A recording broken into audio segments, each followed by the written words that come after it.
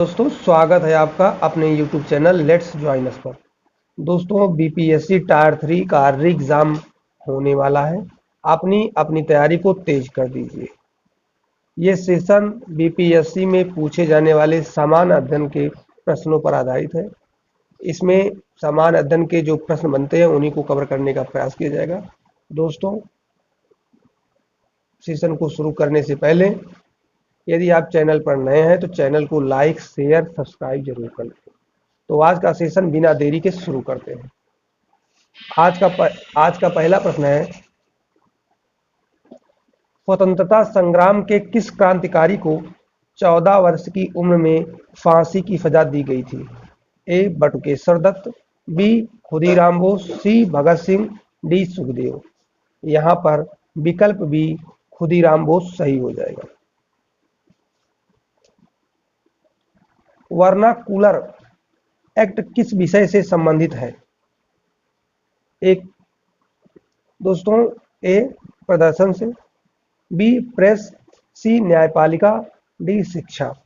दोस्तों vernacular act press से संबंधित है। दोस्तों यहाँ पर आप लोगों से एक प्रश्न है कि ये एक्ट किस गवर्नर जनरल के शासनकाल में लाया गया था? यहाँ पर विकल्प बी सही हो जाएगा। महात्मा गांधी के राजनीतिक गुरु कौन थे? A R N Tagore, B Vivekananda, C G K Gokhale, D A O Hume. यहाँ पर विकल्प सी जी के गोखले सही हो जाएगा। महात्मा गांधी के राजनीतिक गुरु जी के गोखले थे। जी के गोखले ही मोहम्मद अली जिन्ना के भी राजनीतिक गुरु थे।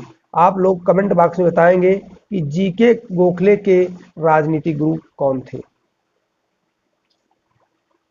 आईएनसी जिसको इंडियन नेशनल कांग्रेस कहते हैं, निम्नलिखित सत्रों में से किस सत्र में सबसे पहली बार राष्ट्रीय गान का गाया गया था? ए 1915, बी 1885, सी 1911, डी 1902। यहाँ पर विकल्प सी 1911 सही हो गया था, हो जाएगा। 1911 में ही पहली बार भारतीय राष्ट्रीय गान गाया गया था। 1911 में जॉर्ज पंचम और उनकी पत्नी मेरी का भारत आगमन हुआ था। उस समय भारत के गवर्नर जनरल लॉर्ड हार्डिंग थे। ये वहीं पर पहली बार गाया गया था। विकल्प सी यहाँ सही हो जाएगा। भारतीय स्वतंत्रता संग्राम के दौरान सूर्यसेन इनमें से किस घटना से संबंधित थे? सूर्यसेन को मास्टर दा भी कहा जाता है क्योंकि ये अध्यापक थे। ए चटगांव शस्त्रागार छापा, बी काकोरी षड्यंत्र केस, सी सविनय अवज्ञा आंदोलन, डी होम रूल आंदोलन। यह ए दोस्तों यहाँ पर विकल्प ए चटगांव शस्त्रागार छापा सही हो जाएगा। इसी घटना में सूर्यसेन को गिरफ्तार किया गया था। काकोरी षड्यंत्र केस HRA के द्वारा संपादित किया गया था, जिसमें सरकारी खजाने को ले जा रही ट्रेन पर डकैती की गई थी। सविनय अवज्ञा आंदोलन 1930 में गांधी जी द्वारा शुरू किया गया था। होम रूल आंदोलन की शुरुआत एनी बेसेंट और बाल गंगाधर तिलक ने 1916 में की थी। यहाँ पर विकल्प ए सही हो जाएगा। शेर ए पंजाब के रूप में कौन जाना जाता है? शेर ए पंजाब के रूप में कौन जाना जाता है? ए भगत सिंह, बी चंद्रशेखर आजाद, सी सैफुद्दीन किचलू, डी लाला लाजपत राय। दोस्तों यहाँ पर विकल्प डी लाला लाजपत राय सही हो जाएगा। इन्हें पंजाब का शेर कहा जाता है और इनकी मृत्यु साइमन कमीशन के विरोध में लाठी चार्ज की वजह से चोट लगने से इनकी मृत्यु हो गई। अपने मृत्यु के समय में उन्होंने कहा कि मेरे ऊपर प्रहार किया गया एक एक लाठी अंग्रेज शासन के ताबूत में कील का काम करेगी। विकल्प डी यहाँ सही हो जाएगा। किसने कलकत्ता से दिल्ली तक ग्रैंड ट्रंक रोड की मरम्मत करवाई थी? A Lord Dufferin, B Lord Auckland, C sir Charles Metcalfe, D Lord Canning. B यहाँ पर दोस्तों विकल्प बी लॉर्ड ऑकलैंड सही हो जाएगा। लॉर्ड डफरिन के कार्यकाल में ही आईएनसी की स्थापना हुई थी और लॉर्ड डफरिन ने ही आईएनसी के सदस्यों को चाय पार्टी के लिए बुलाया था। सर चार्ल्स मेटकाफ को भारतीय प्रेस का मुक्तिदाता कहा जाता है और लॉर्ड कैनिंग के समय ही 1857 का विद्रोह हुआ था। विकल्प भी यहाँ सही हो जाएगा। किस तरीके से शुरुआती राष्ट्रवादियों ने ब्रिटिश शासन की नैतिक नींव को सफलतापूर्वक कमजोर किया था? ए. संवैधानिक सुधारों के लिए अपना आंदोलन कर, बी. खुला विद्रोह की वकालत कर, सी. विदेशों के खिलाफ विदेशी मदद की मांग कर, डी. विदेशों में रहने वाले भारतीयों से समर्थन की मांग कर। यहाँ पर विकल्प ए संवैधानिक सुधारों के लिए अपना आंदोलन कर भारतीय राष्ट्रवादियों ने शासन की नैतिक नींव को सफलतापूर्वक कमजोर किया। यहाँ पर विकल्प ए सही हो जाएगा।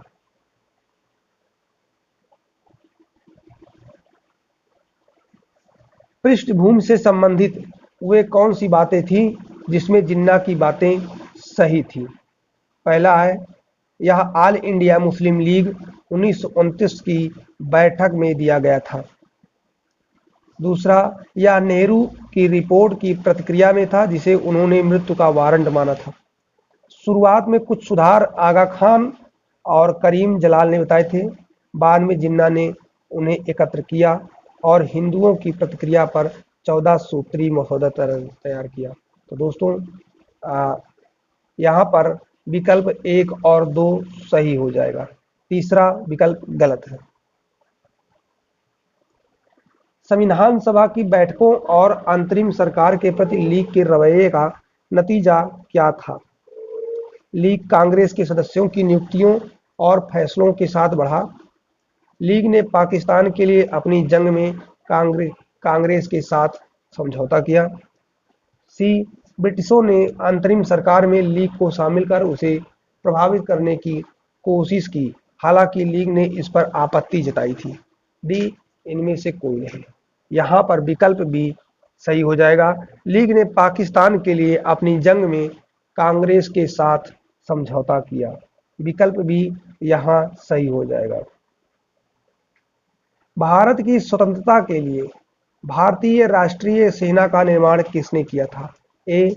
भगत सिंह, बी. मंगल पांडे, सी. सुभाष चंद्र बोस ने, डी. चंद्रशेखर आजाद ने। यहाँ पर विकल्प सी सुभाष चंद्र बोस सही हो जाएगा। भारतीय राष्ट्रीय सेना का गठन सुभाष चंद्र बोस ने किया था। भारत का संविधान कब से लागू हुआ था? ए. 15 अगस्त 1950, बी. 26 जनवरी 1950, सी. 15 अगस्त 1947, डी. 26 जनवरी 1947। तो दोस्तों यहाँ पर विकल्प बी 26 जनवरी 1950 सही हो जाएगा। किसने अपने संविधान में संशोधन किया और भारत की आज़ादी के बाद गोवा को अपना राज्य घोषित किया लेकिन असफल रहा? ए. अंग्रेज, B. Dutch, C. French, D. पुर्तगाली। यहाँ पर विकल्प डी पुर्तगाली सही हो जाएगा क्योंकि उस समय गोवा पर पुर्तगालियों का अधिकार था और उन्होंने अपना अंग बनाए रखने के लिए अपने संविधान में संशोधन किया, किंतु भारतीय कार्यवाही और के द्वारा इसे भारत का अभिन्न अंग बना लिया गया। भारत का अंतिम गवर्नर जनरल कौन था? A. C. Rajagopalachari, B. Lord Wavell, C. Lord Mountbatten, D. Warren Hastings. तो दोस्तों भारत का अंतिम governor general A. C. Rajagopalachari थे। विकल्प ए यहाँ सही हो जाएगा। ताप्ती नदी के तट पर सूरत में 1907 के कांग्रेस अधिवेशन की अध्यक्षता किसने की थी? ए. फिरोज शाह मेहता, बी. दादा भाई नौरोजी, सी. लाला हरदयाल जी, डी. गोपाल कृष्ण गोखले। यहाँ पर विकल्प ए फिरोज शाह मेहता सही हो जाएगा। Poverty and un British rule in India के लेखक का नाम बताएं। ए. Lala Lajpat Rai, B Dadabhai Naoroji, C Surendranath Banerjee, D R C Dutta. यहाँ पर विकल्प बी दादा भाई नौरोजी सही हो जाएगी। दादा भाई नौरोजी ने poverty and un-British rule in India में अंग्रेजों की जो असंवैधानिक गतिविधियां थी या गैर कानूनी गतिविधियां थी उनका उन्होंने उल्लेख किया और इन्होंने ये भी बताया कि किस तरह से ब्रिटेन भारत के धन को ब्रिटेन ले जा रहा है और उसका कोई भी लाभ भारत को नहीं मिल रहा है। विकल्प भी यहाँ सही हो जाएगा। ईस्ट इंडिया कंपनी के शासनकाल के दौरान किस अदालत को अपील के लिए सर्वोच्च आपराधिक न्यायालय माना जाता था? ए सर्किट कोर्ट, बी प्रांतीय अदालत, सी सदर दीवान, डी सदर निजामत। यहाँ पर विकल्प डी सदर निजामत सही हो जाएगा। निम्नलिखित वायसरायों का सही कालक्रम क्या है? ए लॉर्ड रेडिंग, दूसरा लॉर्ड इरविन, तीसरा लॉर्ड वेलिंगटन और लॉर्ड लिनलिथगो। दोस्तों सबसे पहले लॉर्ड रेडिंग आते हैं, फिर लॉर्ड इरविन आते हैं आपके 1800, उसके बाद लॉर्ड विलिंगटन और सबसे लास्ट में लॉर्ड लिनलिथगो 1933 के बाद 35 के बाद आते हैं और 1933 इरविन के लिनलिथगो के पहले वेलिंगटन के पहले इरविन के पहले रेडिंग और ये सब 1920 से 1941-42 के बीच में सब रहे हैं। यहाँ पर विकल्प 1, 2, 3, 4 सही हो जाएगा। भारतीय राष्ट्रीय आंदोलन के दौरान निम्नलिखित में से किन राजनीतिक दलों के बीच गतिरोध को दूर करने के लिए सी राजगोपालाचारी सूत्र तैयार किया गया था? ए कांग्रेस और हिंदू महासभा, बी कांग्रेस और अकाली दल, सी कांग्रेस और मुस्लिम लीग, डी इनमें से कोई नहीं। दोस्तों यहाँ पर विकल्प सी कांग्रेस और मुस्लिम लीग सही हो जाएगा। कांग्रेस और मुस्लिम लीग के बीच समझौता कराने के लिए या राजनीतिक गतिरोध को दूर करने के लिए सी राजगोपालाचारी सूत्र तैयार किया गया। निम्नलिखित में से किसने वायकोम सत्याग्रह की शुरुआत की और नमक कानून की रक्षा में कालीकट से पैनूर तक पैदल यात्रा की थी? ए मनीलाल, बी राजगोपालाचारी, सी के केलप्पन, डी एन एसिरन। यहाँ पर विकल्प सी के केलप्पन सही हो जाएगा।